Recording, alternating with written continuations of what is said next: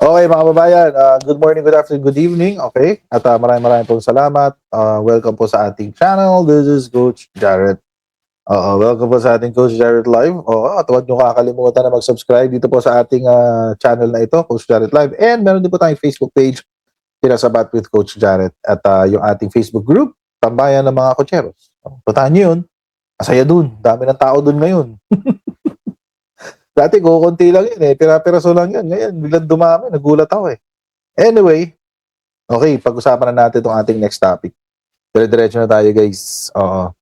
Naalala niyo ba si, etong si Ping Lacson, tsaka si, etong si Alan Peter, si Rodante Marcoleta. Oo. Mukhang mukhang buhay na buhay pa rin yung away nilang dalawa eh. Yung rivalry nilang dalawa, buhay na buhay pa rin. Kitang-kita, mga babayan, ang kanilang mga patutsada sa isa't isa. Pero so far, mga babayan, ito pinaka-gusto kong patutsada niya. Ito gusto kong pinaka-favorite kong bira ni Senator Ping Lacson kay Rodante Marcoleta. Kasi ito yung mga salitang wini-wish ko lang kaya kong sabihin kay Marcoleta ng harapan. Oo. 'Di ba? I wish magkaroon ako ng pagkakataon na pag nakita ko si Marcoleta, pwede ko siyang tawaging tanga. O kaya kay Mark Villar nagawa ko na eh. Oo, sabi ko lang kwentang senador. Kay Mark Villar. Dumaan siya sa harapan ko sa mall. Sabi ko, lang kwentang senador. Ganyan nangyari. Oo. So, nakaisa na ako kay Villar. Sana magawa ko rin kay Marcoleta pag dumaan siya sa harapan ko. Tanga na ito. Ang tangang senador. Ano? Oo, kaso huling kita namin ni Marcoleta, nasa ano pa siya eh, nasa campaign pa noong 2022. Malamang di na kami magkikita ulit. Malabo na mangyari yun, guys. Oo, malabo na mangyari. Oo. Anyway. So, pag-usapan ngayon natin to. Oo. Pag-usapan ngayon natin. Kasi may bagong bira tong si Ping Lacson kay Rodante Marcoleta. So, sabi niya, ayan o. Ayan o, wait. Ayusin ko lang tong chat. Ayan. Ano sabi niya? Lacson slams Marcoleta after Senate clash. It's the rules, stupid. Tinawag niya stupid si Marcoleta. Parang. Diyos ko. My goodness.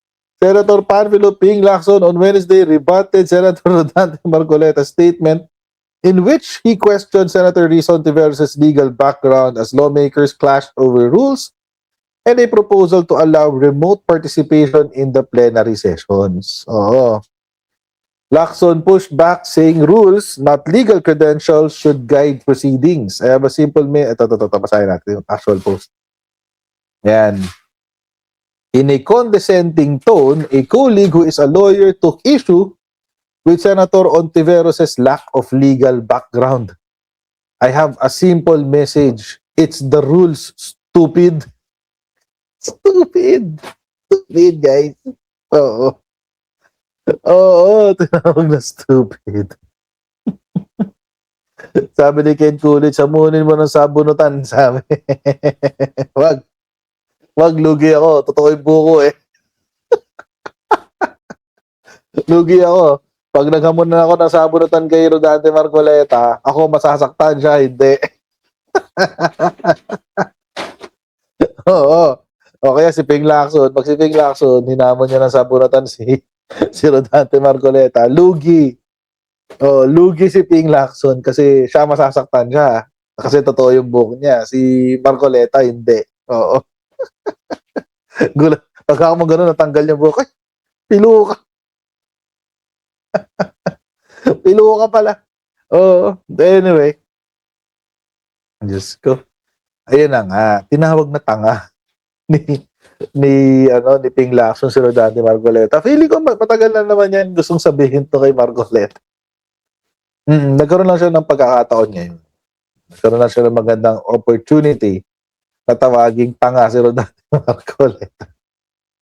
Pero alam nyo kasi, actually na-content na natin ito kagabi. Pero ulitin ko lang yung ating sinabi kahapon. Um,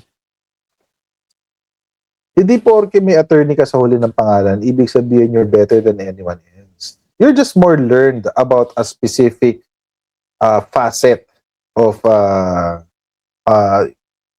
of life, practically. Mas may alam ka lang sa isang bahagi ng buhay ng tao. Mm. Pero hindi ka mas mahusay kaysa sa iba. Mm. Although pag nasa law school ka, binubugbog ka talaga doon at talagang kapag naka-graduate ka doon, feeling mo, napakahusay mo na, napakagaling mo na. Kasi binubugbog ka eh. I mean, kada klase mo, bugbog ka ng pahiya, bugbog ka sa basa, bugbog ka sa ano. But anyway, siguro it's part of the training din kasi sa aming mga, sa amin sa law school. Kapag kasama sa training yon yung pinapahiya ka ng prof mo. Kasi, kailangan mo maging matibay pagkaharap mo na ang judge. Kasi kapag kaharap mo na ang judge, ibang, diba? So, ganun lang yung training. But it doesn't make you better than anyone else. Mali talaga si Marcoleta doon. Oo, that's credentialing. Oo, sabihin, hindi ka kapani-paniwala dahil sa wala kang credentials para sabihin yun. It's not about the truth, but about what your credentials say about you. Pero alam nyo, mga kababayan, kung totoo yung sinasabi ni Rodante Marcoleta na mas inferior kang senador dahil wala kang legal background, kawawa naman si Robin Padilla.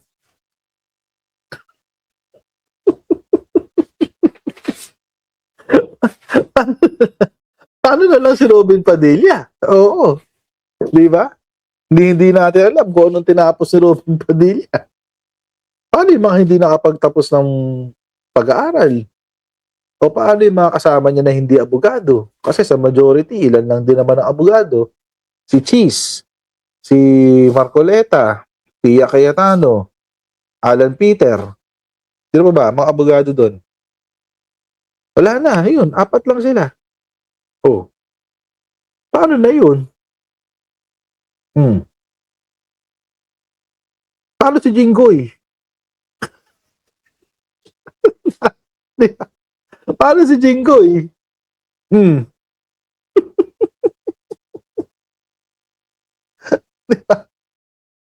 Oh, paano si Bongo na nakatapos lang sa Duterte School of Corruption, di ba? Criminology daw si Robin. Oh, yun ang chismis. Oh. Di natin alam. Totoo yan. Yun ang chismis. Oo.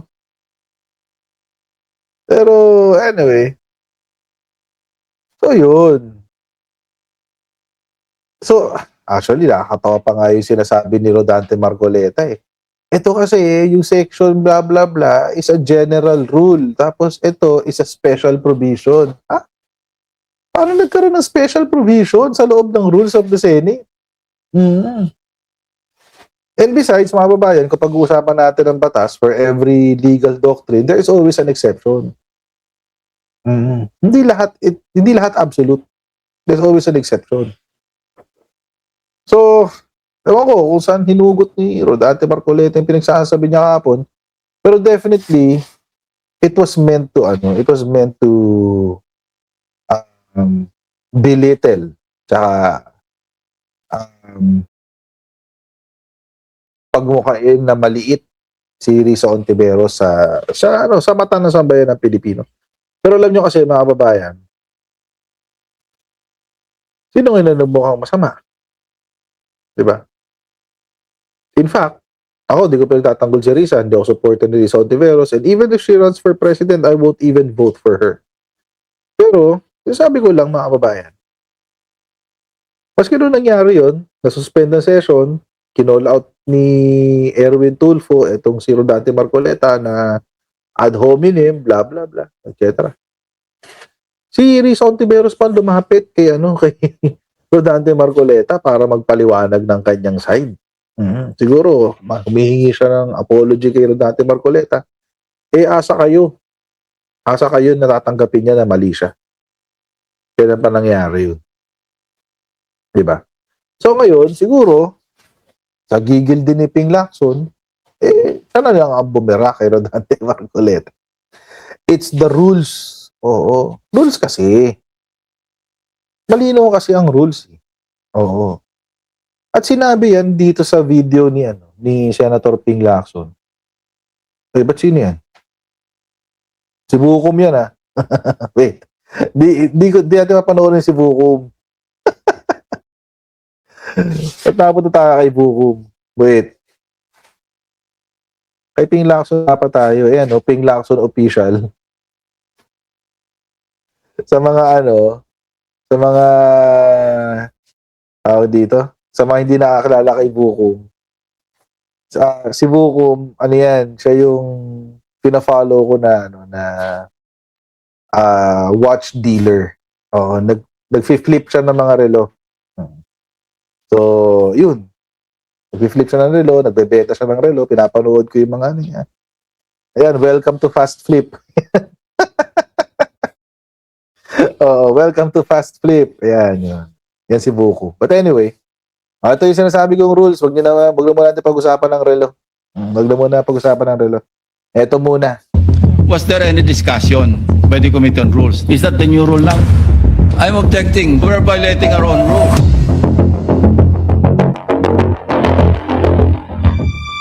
Has the Committee on Rules been constituted? The answer there is that in accordance with Section 19, is the same. They continue to function. I was explaining that the motion of Senator Villanueva was not for the Committee on Rules to report out what was referred to them, but to return to the plenary. Because if you look at Section 136 of our rules, you do not need the endorsement nor the forwarding of the Committee of Rules. So I just wanted to clarify that, just so that we don't have any miscommunication that whether or not the Rules Committee met, because right now that's irrelevant. Does it mean that we are Yun yung sinasabi ko sa inyo kahapon, mga kababayan, na naging root of the issue kahapon. Diba? Kwento ko sa inyo kahapon, yung proposal, yung proposal ni Rodante Marcoleta to amend o baguhin yung rules para payagan ang video conferencing sa plenary, na-i-refer na ho yan sa Committee on Rules. Ang gusto nilang gawin ngayon, dahil naglabas siguro ang decision ng Supreme Court tungkol sa warrant ni Bato de la Rosa, bawiin mula sa Committee on Rules yung recommendation na yun. At pag-usapan na lang sa plenary. So, they're actually skipping the steps. Nagsiskip sila ng steps para maamyendahan yung rules ng Senate. Kasi dapat, magpo-propose muna, tapos, dahil nagdesisyon sila Hindi naman ito pinilit. Yung majority mismo ang nag-decide na si Committee on Rules na muna makikipag-usap. Sa Committee on Rules na muna magdidebate. At si Committee on Rules ay maglalabas ng report para pagdebatihan ng plenary at mabago ang rules. Sila gumawa nun Sila kasi nag-initiate. Oo. They started the ball rolling sa Committee on Rules, pero ngayon binabawi nila. Hindi pwede yun. You cannot seal Pandora's box. Once opened, you cannot seal Pandora's box. Andyan na yan. Diba? How do you unring a bell? Philosophy na pinag-uusapan natin ngayon, mga babayan. Diba? How do you unring a bell? It's already done. Inumpisahan na yung inumpisahan na yung motion. Dapat sa Committee on Rules na yan pinag-uusapan. Ang problema, itong si Marcoleta at yung majority, kasama ni Alan Peter Cayetano, gusto nilang bawiin Naglo-low bending sila. Nagro-rule bending sila para makuha yung gusto nila. Ngayon, pumatol. Pinatulan ng minority. Ito yung nangyari. We are now disregarding the committees of the Senate. The committee chairman or the chairman of any committee, including the Rules Committee, may just report out any motion or any resolution referred to it in plenary, and then just it is within his power to just report it out by himself without any deliberation in the committee, without any committee report. Is that the new rule now, Mr. President, Madam President? There's no new rule. I read the rule. So we didn't disregard the committee. It is our choice from the start whether we want to give it to the committee or not. I'd like to invite the attention of the body to journal number 62, dated Yun, no? May 11, 2026. While expressing no objection to the proposal, Senate President Cayetano A. suggested giving the Committee on Rules time to discuss the matter. Now my question is, was there any discussion by the Committee on Rules? Apparently, there was none. Yun ang problema. Tinry pa ni, sinubukan pa ni Cayetano na magsinungaling. Wala naman tayong desisyon eh. Wala naman tayong sinabi na kailangan dumaan sa Committee on Rules. Wala naman. O di binasahan siya ng journal. Wala siyang kontra doon sa journal. Kasi kung ano yung nasa journal, yun yung ganap sa nangyari noong araw na yun. That's a documentary aspect ng mga proceedings. Ano siyang nagawa? Napainom na lang siya ng tubig. Kasi nahuli siya sa kasinungalingan niya. Tapos maglo-lord-lord ka, gago.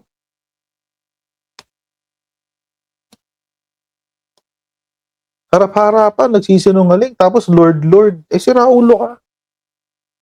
Sinong lord ang tinatawag mo? Lord of Hell? Lord of the Devils? Sinong lord ang tinatawag mo? Huling-huli siya balikan natin. Sabi niya, there was no new rule. It was our choice from the start. Take note yun daw ang una nilang ginawa. The rule. I read the rule. So we didn't disregard the committee. It is our choice from the start whether we want to give it to the committee or not. I'd like to invite the attention of the body to journal number 62, dated May 11, 2026. While expressing no objection to the proposal, Senate President Cayetano A. suggested giving the Committee on Rules time to discuss the matter. Now my question is, was there any discussion by the Committee on Rules? Apparently, there was none.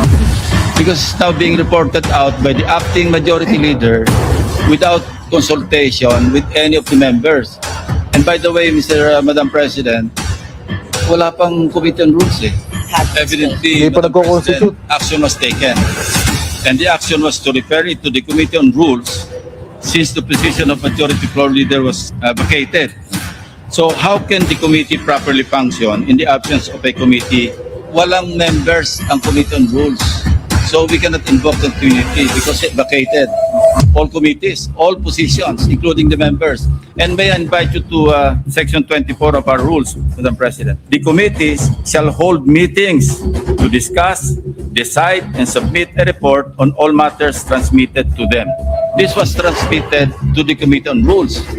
So the committees shall hold, including the Committee on Rules, shall hold meetings to discuss, decide, and submit a report. There's no report. So we're violating our own rules. Kasi wala naman po sa rules natin na kailangan i-discuss sa Committee on Rules. It's a very simple amendment. Dinala niyo sa Committee on So Rules. we should go to the discussion of the amendment if anyone is objecting to the amendment. You already ruled that it is proper for the plenary to take it up. So may I request or move that if there are any objection, we discuss their objection. I'm objecting. That's the effect of my manifestation, Madam President. I'm objecting because I'm invoking Section 24 of our rules. Then, Madam Chair, if there's an objection, may I move that we divide the House? Point of order, Madam President. On that issue, not on the issue of whether or not the rule is good. We will have to support that resolution or thinking of Senator Lacson, which is we did not constitute the Committee on Rules. So what are we discussing right now? I suggest that we constitute the Committee on Rules and discuss it there. How do I know this? Ako minority leader hindi ako member ng rules. Ex officio Tumawag ba? Hindi. Eh, talo nang may alam sa rules kahit abogado ka pa. Kahit abogado ka pa, basta alam mo yung rules, hindi ka maliligaw. Eh, si Tito Sen, abogado ba yan? Hindi. Naligaw ba siya? Hindi. Kasi alam niya yung rules. Ito yung rules. Senate President ako. Ex officio ko ng Committee on Rules. May tumawag ba? Wala.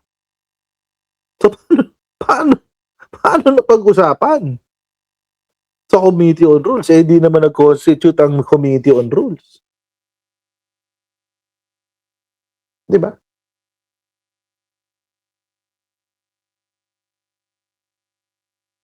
Di ba? Kahit abogado ka, pero bagito ka sa Senado, wala kang babat-bat dyan. Eh, yung abogado, si Alan Peter. Oh, tagal ng senador yan. Ayan, si Alan Peter. Tagal ng senador yan. Abogado pa yan. Sopla. It's the rules, stupid. It's in the rules. Eh, si Tito Sen, one ball university lang yan. Pero tinalo yung dalawang abogado. Hindi ako member ng rules. Ex officio Tumawag ba? Hindi. Ano to? Binabraso? Where in the rules does it say that an amendment has to pass the Committee on Rules? Section 24, Madam President. Anong sabi po sa Section 24? The committee shall hold meetings to discuss, decide, and submit a report on all matters transmitted to them. The invocation of the Senate President of Rule 136 is premised on the assumption that there was no action taken. But we took action. We referred it to the Committee on Rules. So Section 24 now applies. You're gonna just ram down our throat something that numbers can Madam- dictate.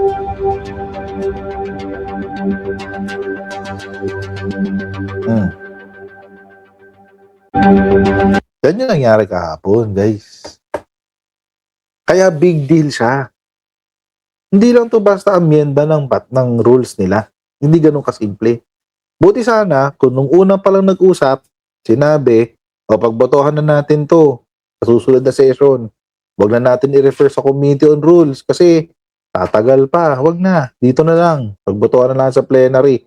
O kung yun yung nangyari, di walang problema. Kaso, itong si Alan Peter Cayetano at tumatawag sa Lord ng Lord of the Hell, Lord of the Devil. O baka si Kibuloy ang Lord niyan. Di ko alam kung sino ang Lord niyan. Baka si Kibuloy. Anyway, di ko alam. Siya mismo ang nagsabi. Nadali na sa Committee on Rules.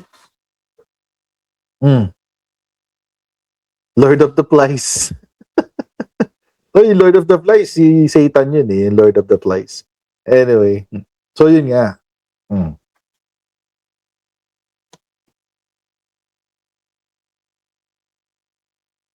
So yun nagsabi. Pag-usapan na sa Committee on Rules. Oh, di i-refer sa Committee on Rules. Tapos ngayon gusto niyong bawiin, palalabasin ni Alan Peter Cayetano at ni Rodante Marcoleta na this is a new motion. Hindi. May history na siya. Na-refer na sa Committee on Rules. Kaya mga kababayan, hindi ako magtataka kung ba't nagsalita itong si Senator Ping Lacson na meron siyang simple message. It's the rules, stupid. Malinaw kasi yung rules eh. Pero sana kung malabo, kaso hindi. Malinaw yung rules.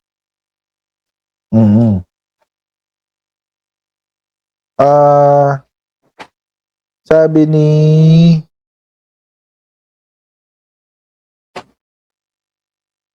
kaso ba, walang Committee on Rules. Yun na nga. Oo. Correct ka dyan. Sabi ni Kuya Nelson, yan, gusto sa plenary agad, dapat sa committee muna. Hindi, actually, pwede naman sa plenary agad. Nasa Rule 134 naman yun. 'Di ba? Dalawang mode pinag-usapan natin kahapon eh. Dalawang mode 'yan. Una, they can refer to the committee, hash it out in the Committee on Rules, tapos si Committee on Rules magre-report, yung report ni Committee on Rules yun ang pagbobotohan ng plenary. Pwede yon. That's the first mode. The second mode is sa plenary na pagdidebatihan after 1 day. After 1 day. Kaso, ginawa nila yung una, yung first mode. So, ngayon, gusto nilang bawiin yun. Nagkamali tayo, wait lang. Maaresto na yung mga kasama natin. Oo. So, kailangan bawiin natin. Dito na tayo magdesisyon.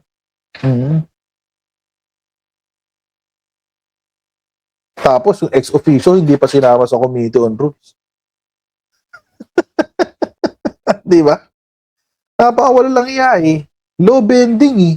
O, hindi, in their case, it's rule bending. Pero bakit nila ginagawa to? O, may suggestion Makakausap. may suggestion dyan si Papa Sec Lariga doon. O kung bakit ginagawa yan ng mga majority senators, mga Duterte Judas. Yung Judas senators. Oo. Ito yung sabi ni Papa Sec Lariga doon kung bakit ginagawa yan. Usap natin ngayon si Presidential Advisor on Poverty Alleviation, Larry Gadon. Magandang gabi po sa inyo, Secretary Gadon. Yeah, magandang gabi, Corina, Madam Corina. Ay, hindi po Corina lang po. Yes, Corina. Hindi po ako, Okay. Madam. Opo. Matagal na rin po kayong political observer.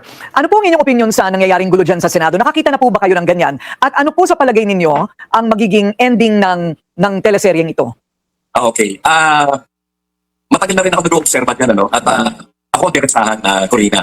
Wala na akong paligoy-ligoy. Ginawa nila itong kudita na ito to absolve VP Sara from impeachment. Siguradong i-dismiss nila yan and i-absuelto nila si VP Sara. Sigurado yan. Secondly, karamihan sa kanila may mga kaso sa flood control, LASCAP, yung sa SEC, and itong sa donation na bali plunder case against Senator Marcoleta.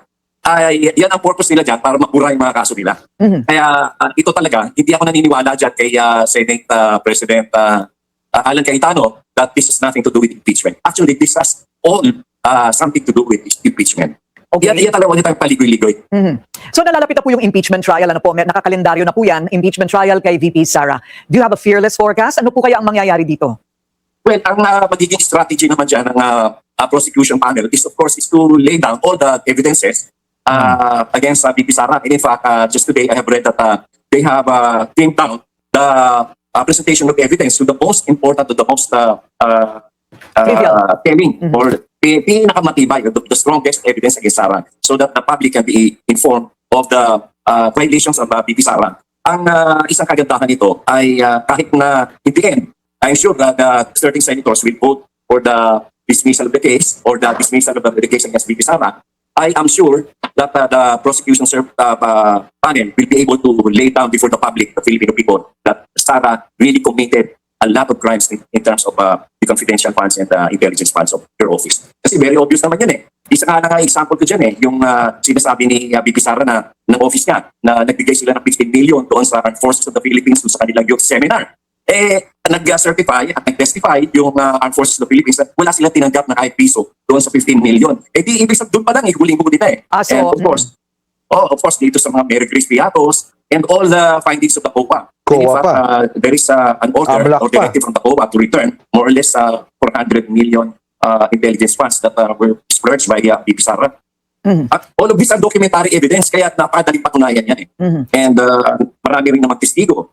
Ilang buwan din tayo nanood ng mga trials doon sa or investigation hearings doon sa House of Representatives. At tunay talaga nakita natin kung gaano katibay ang ebidensya sa VP Sara. So nasa latag po ng ebidensya talaga. So dito naman po sa isinusulong na e-voting ng Senate majority. Sa palagay po ninyo ay aabot po ba sa Korte Suprema ang labanan ng minorya at mayorya? Well, sa tingin ko, oo, sapagkat ngayong araw ay nagsalita si former Senate President Tito Soto that they will bring this matter to the Supreme Court. They will challenge this rule to the Supreme Court. Ako sa tingin ko naman talaga, hindi naman dapat yun na magkaroon ng online voting dyan. And be elected, the senators, for them to be present in the Senate in every discussion and plenary hearings. Hindi naman po pwede na lahat i-online nila. Maraming salamat po Sa sa inyo. na, Yes. Corina, in the tradition of the Senate, wala namang online voting sa kanila dyan. Kung absent ka. Kung ikaw ay nag-abstain sa isang boto, abstain ka. Pero hindi po pwede na mag-online ka. Because that will serve as a bad example. Paano na lahat na lang ng gobyerno, ganun ang gagawin. Tatama rin na silang pumasok at sila ay magbibigay na lamang ng instructions through online and pagka magbibigay sila ng mga decisions nila through online. Hindi na nga Hindi po mangyayari. pwede yun. Ayun. Okay, may mga tanong pa sana po ako pero maraming salamat po sa inyong oras. Presidential Advisor on Poverty Alleviation, Larry Gadon. Manatiling nakatutok sa Billionaire Yan. News Channel. Actually, mga kababayan, merong nag-send sa akin. Nakalimutan ko lang kung sino. May nag-send sa akin ito. Oo. Speaking of Bato de la Rosa, tsaka online, telecommuting, teleconference. Di ko lang kung nakita nyo na to pero na-remind lang ako guys, nung napanood ko to. Naalala ko ulit. Nung panahon ng pandemic, si SP Tito Soto, siya lang ang pumapasok sa session hall ng Senate. Lahat sila naka-teleconference. Oo, lahat sila. Tapos, tingnan nyo to. Natawa ako dito panoorin nyo Ito na. Ito lang audio. Ano ba yan? Ito ako na yung audio. Yun. Thank you very much. Ulit. Ayan. Ulit. Any objection? Hearing none, the session is suspended until 12 o'clock in the afternoon of Wednesday, May 27, 2020. Thank you very much. Bye-bye. Thank you. Bye-bye. Thank you. Thank you guys. See you. Bye. Thank you. Naka-off cam Sarap pa ng buhay. Sarap ng buhay. Ganito tayo palagi, ha? Sarap daw ng buhay. Nagago. Ayun, Any objection? Hearing none, the session is suspended until 12 o'clock in the afternoon of Wednesday. Sarap daw ng buhay. Ano siya? Ayan, yung mukhang yan, Sarap daw ng buhay, guys. Sarap daw ng buhay. Lang yata. Oo. Gusto niya maulit?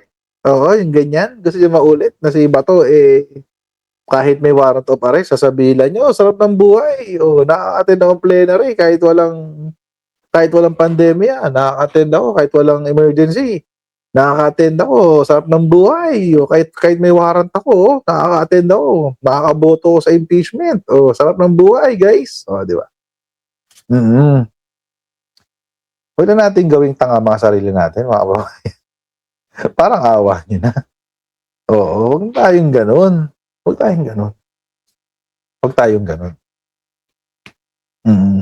And, di ba? Huwag naman natin insultuhin ang mga sarili natin. Imagine. Noon pa pala siya happy sa teleconference. Mas lalo ngayon. Mas lalo ngayon, mga kababayan. Mas may karapatan siya na mag-teleconference. Or mas may dahilan pala, di pala karapatan. Mas may dahilan siya mag-teleconference. May warrant siya Madali magtago kapag naka-teleconference ka. Dali magtago. Si Pia Cayetano ka, naka-off cam pa, di ba? Imagine, uma-attend ka ng plenary. Naka-off cam ka. Hindi ka bakit ano itsura ba? Nakapambahay ba siya? Oo. Kami nga Di ba ako, naka-online classes ako sa law school. Pero kailangan on-cam kami. Hindi pwedeng off-cam. Bawal ang off-cam. Bawal ang off-cam. Bakit? Siyempre kailangan makita ka ng professor mo na uma-attend ka ng klase. Tapos si Pia Cayetano, naka-off-cam pa, di ba? Sarap ng buhay. Baka nakapambahay pa yan. Ma-attend ng plenary hearing.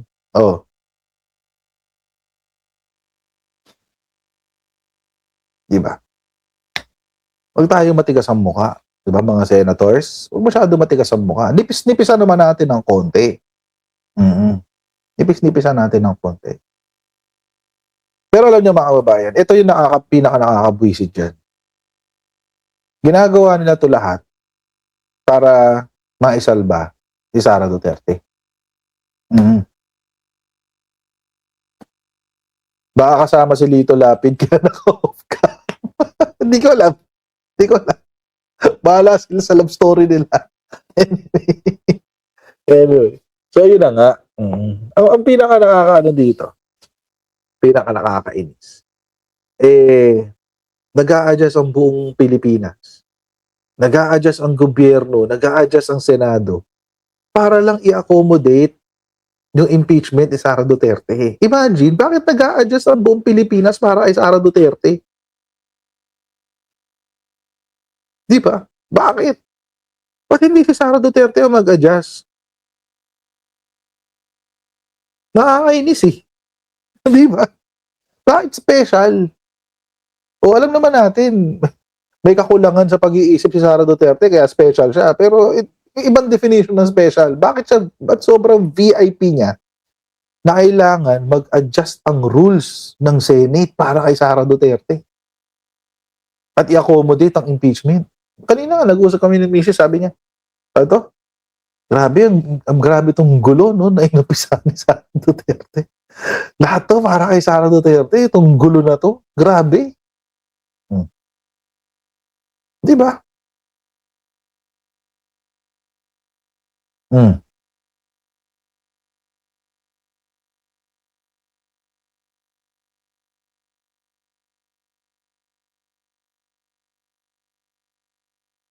Dato, mag-a-adjust? Adjust tayo para kay Sara Duterte? What the F? F her. Wala nga siyang ginagawa matino eh. May ginagawa ba siyang matino? Meron na ba siyang nagawa para sa sambayan ng Pilipinas? Maliban sa magpayaman, maliban sa magnakaw ng bilyong-bilyong halaga ng pera ng Pilipino?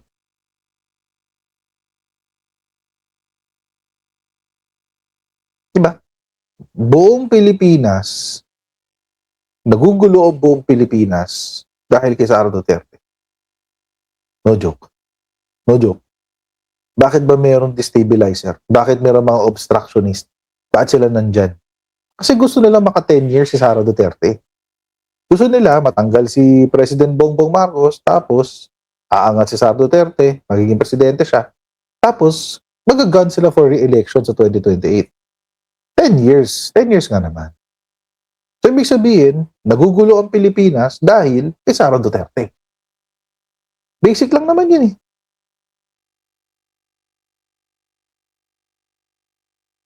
Nagugulo ang sambayan ng Pilipinas dahil kay Duterte.